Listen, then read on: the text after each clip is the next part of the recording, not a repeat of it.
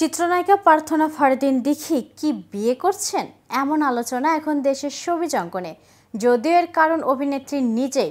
পহেলা জুলাই দিঘির এক Facebook post থেকেই আলোচনা শুরু। দিঘির সেই পোস্টে দেখা যায় তার অনামিকায় শোভা পাচ্ছে এঙ্গেজমেন্ট রিং, মেহেদি রাঙানো হাত আর হাতের নিচে বিয়ের কার্ড।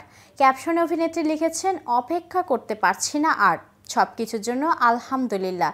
তারপর থেকেই দুয়ে দুয়ে চার মেলাতে শুরু করেন ভক্তরা। সবার মনে একটি প্রশ্ন, তাহলে কি খুব শিগগিরই বিয়ের খবর দিচ্ছেন অভিনেত্রী? আবার কেউ কেউ বলছেন বিয়ে নাকি অভিনয়, আসলে ঘটনাটা কি? তবে কি সত্যিই বিয়ে করছেন দিঘি? বিস্তারিত থাকছে প্রতিবেদনে, সাথে আছি আমি মিথিলা। জানা গেছে এখনই বিয়ের পিঁড়িতে বসছেন না দিঘি। ফেসবুকে সে পোস্টটিতে মূলত একটি কাজের প্রচারণার অংশ। মূলত চুক্তিবদ্ধ হয়ে নতুন একটি সিনেমার প্রচারণার জন্য পোস্টটি দিয়েছেন দিঘি। তবে সেই সিনেমার নাম বা বিস্তারিত কিছুই এখনো বলতে চাননি তিনি। এ কারণে এমন উড়ো পোস্ট। বিষয়টি নিয়ে দিঘির বাবা অভিনেতা সুব্রত গণমাধ্যমকে বলেন, অনেকে যেরকম ভেবেছেন বিষয়টি আসলে তা নয়। দিঘির নতুন একটি সিনেমা আসছে, সেটারই প্রমোশনাল পোস্ট এটা।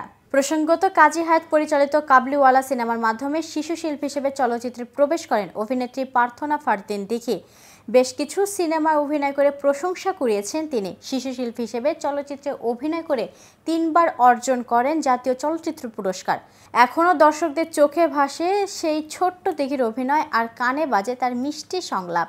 প্রাপ্তবয়স্ক অভিনেত্রী হিসেবে দিঘি আত্মপ্রকাশ 2021 সালে তুমি আছো তুমি নেই সিনেমার মাধ্যমে নায়িকা হিসেবে চলচ্চিত্রে অভিষেক হয় তার।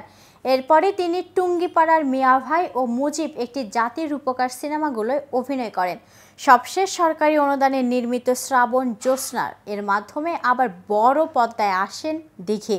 নতুন বছরে নতুন ছবি মুক্তির মাধ্যমে দিঘির যাত্রা শুরু হলেও হাতে কোনো নতুন ছবির খবর ছিল না এই অভিনেত্রীর।